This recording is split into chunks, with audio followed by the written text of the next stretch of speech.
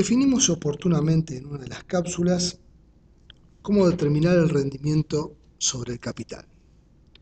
Y dijimos por qué la contabilidad convencional o tradicional no era apropiada para medir dicho rendimiento, y medidas tales como el retorno sobre el equity o sobre los activos tenían errores de apreciación en cuanto al verdadero rendimiento del capital aportado por los accionistas. En base a ello, trabajamos y convertimos esa contabilidad en un flujo de caja operativo donde los ingresos y los egresos eran percibidos, o sea, las ventas tenían que ver con ventas realmente cobradas, se registraban las mismas cuando se percibía el dinero que ellas representaban y no cuando se emitía la factura o el remito equivalente, lo mismo con los costos, y de esa forma ese flujo de caja neto operativo lo transformamos en NOPAT, después de impuestos, Net Operating Profit After Taxes, y ese NOPAT lo relacionamos con el capital operativo invertido, y así podíamos obtener el retorno del capital invertido o ROI. Claro, decir que el ROI es positivo no significa decir que ganamos o perdemos dinero. Lo que tenemos que saber de ahí es saber si ese retorno del capital invertido compensa o no el costo total del mismo. Lo primero que deberíamos hacer es definir qué es el costo del capital invertido o cuál es la tasa de costo de capital invertido de una empresa. Para hacerlo, lo que tenemos que ver son cuáles son las medidas que debemos tener en cuenta. Entonces decimos, ¿a qué es igual el costo total del capital invertido en una empresa? Bueno, en realidad podríamos definirlo en 4 elementos. El primero de ellos tiene que ver con el costo del endeudamiento financiero, o sea, el costo bancario propiamente dicho, o de otras instituciones financieras después de impuestos. ¿Por qué hacemos esta salvedad de los impuestos? Porque los impuestos hacen que el costo bancario o financiero tienda a reducirse en función de que los intereses que se pagan por él se deducen del impuesto sobre las rentas. Es decir, cuando yo tengo que pagar el impuesto sobre las rentas, al descontar los intereses que pago por los préstamos bancarios tomados, pago, en definitiva, una menor cantidad de impuestos. No ocurre lo mismo si la financiación de la empresa estuviera totalmente otorgada por el accionista, es decir, si el accionista aportara el 100% del capital que la empresa necesita, no obtendríamos ningún beneficio fiscal. Increíblemente, los accionistas que mayor riesgo toman en función de que aportan el total del capital no tienen beneficios fiscales, sino aquellos que se apalancan y en función de ese apalancamiento pueden reducir los intereses y pagar menos impuestos. Entonces, dos tasas, una costo del endeudamiento o tasa de interés después de impuestos, ¿sí? Dependerá de la tasa de cada país cuál es el ahorro fiscal. Otra tasa, la tasa de costo de oportunidad del accionista, que más adelante intentaremos determinar algún tipo de modelo que nos lleve a una aproximación de la misma.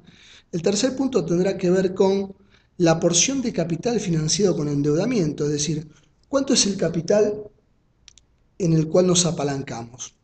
Y por último, la porción de capital financiado con fondos propios. Es decir, esta es una tasa de costo promedio ponderado. ¿Qué es lo que se pondera?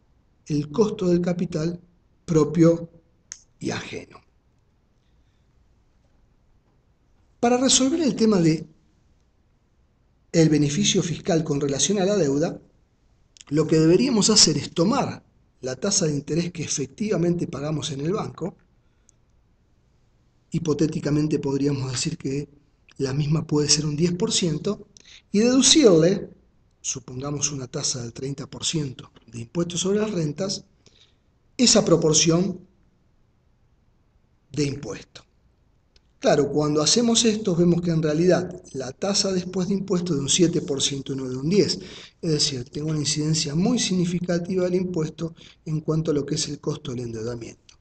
Si quisiera comparar o si quisiera decidir en cómo obtener capital para la empresa, tendría que sacarle la incidencia impositiva a la tasa de interés para poder comparar la misma con lo que es la tasa del costo de oportunidad de los accionistas. Ahora, ¿qué pedirán los accionistas? ¿O cuál será el costo del equity? Si estamos en una empresa donde en realidad somos pocos los accionistas, una empresa familiar de pocos integrantes, podríamos entre todos ponernos de acuerdo y establecer cuál es el rendimiento que realmente queremos por el dinero que aportamos en la empresa. Si no fuera así, y nos referimos a una empresa importante, una empresa pública que cotiza en el mercado de valores, donde la cantidad de accionistas son miles, entonces deberíamos establecer algún tipo de modelo que nos permita estimar aproximadamente cuánto es lo que va a querer un accionista de esa empresa en particular. Y uno de los modelos interesantes para ver esto es el Capital Asset Pricing Model, o KPM, que es un modelo que trata de establecer una aproximación de lo que puede pretender un accionista en base a su inversión en la acción de una empresa en particular. Tengamos en cuenta que la acción de una empresa es un instrumento de riesgo, de mucho mayor riesgo a lo que son otros instrumentos financieros, puesto que la empresa tiene que comprar, tiene que vender, tiene que producir y tiene que gustar en cuanto a sus productos. Los clientes tienen que apreciar el producto de la empresa. Entonces, ¿este modelo qué intenta? Intenta establecer eso, una tasa a la cual podamos decir que los accionistas estarían conformes. Para establecer esto tenemos que basarnos en hipótesis. La primera que vamos a decir es que los inversores van a tener a su disposición una amplia gama de alternativas de inversión.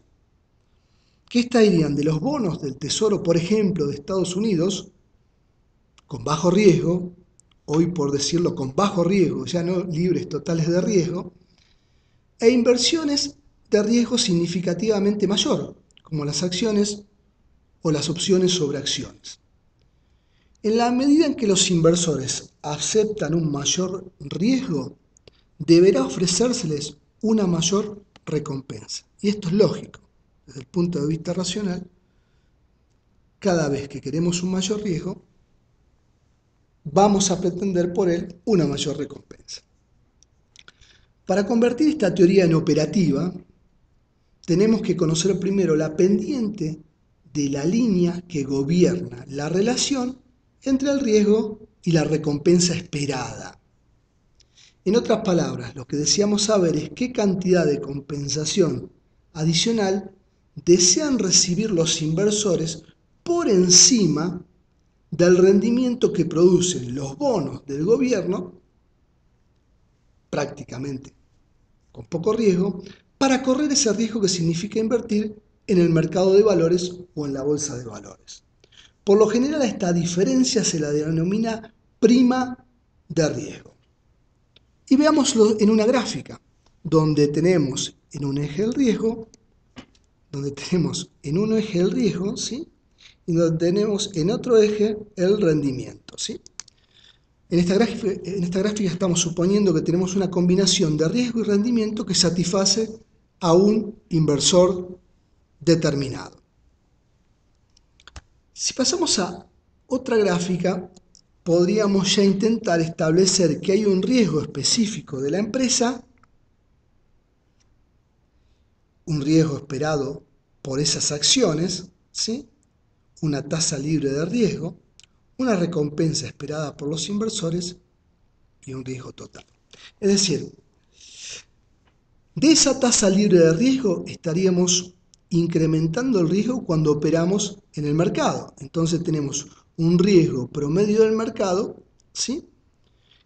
Que iría de la mano con un rendimiento esperado de ese mercado. Ahora, claro, el accionista no invierte en todo el mercado, salvo que compre un índice o compre una cantidad de acciones que le permitan establecer cuál es el rendimiento y el riesgo promedio del mercado.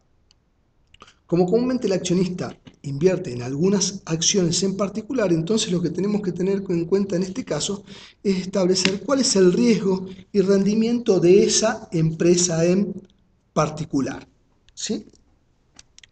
Habíamos hablado de la prima de riesgo. La prima de riesgo está determinada en función de lo que es el rendimiento del mercado y la tasa libre de riesgo. Pero claro, con esa prima de riesgo no sé cuál es el rendimiento de una empresa en particular.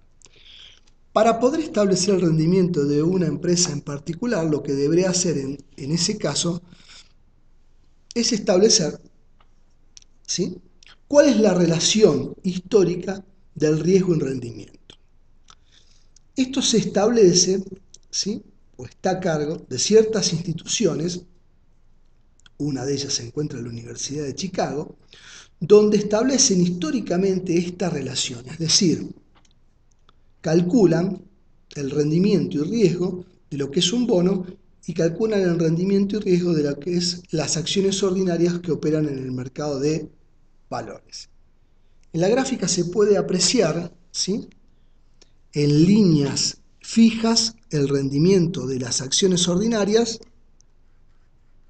Como ustedes pueden ver, tiene una alta volatilidad, mucho mayor que lo que es las líneas punteadas, que son el rendimiento de un bono del gobierno a largo plazo, en este caso del gobierno de Estados Unidos a largo plazo, ¿sí? Esta es una serie que va del año 1925 al año 1989 y relaciona el índice de la Standard & Poor's o de las 500 principales empresas de Estados Unidos con un bono del gobierno de Estados Unidos a 20 años. ¿Qué es lo que podemos ver de acuerdo a esta observación que hicimos? Que las acciones ordinarias han tenido un rendimiento mayor de lo que es el rendimiento de las o de los bonos, específicamente hablando, ¿sí?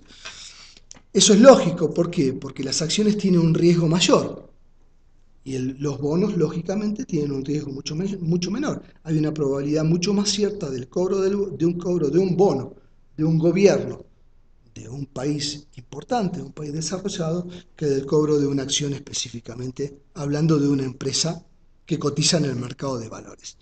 ¿Y cuál es esa diferencia? Bueno, esa diferencia se puede apreciar, fíjense ustedes que un dólar invertido en una acción, después de X cantidad de años, estamos hablando de una serie que va del año, como dijimos, 26 al 89, representa prácticamente 534,45 dólares, mientras que un dólar invertido en un bono representa 17,30 dólares. Hay una diferencia importante entre los mismos, que es lo que se denomina la prima de riesgo o riesgo específicamente del mercado sobre el bono de un gobierno de Estados Unidos. De acuerdo a todo lo que analizamos, podríamos decir entonces que el rendimiento de un activo, la acción es un activo, es igual a una tasa libre de riesgo más la prima del mercado, que es la diferencia entre el rendimiento propio del mercado y la tasa libre de riesgo, y ahora nos faltaría multiplicar a todo eso por el beta o el riesgo de una empresa en particular, que es el riesgo o la volatilidad que tienen las acciones de una empresa en particular sobre el rendimiento y el riesgo promedio del mercado.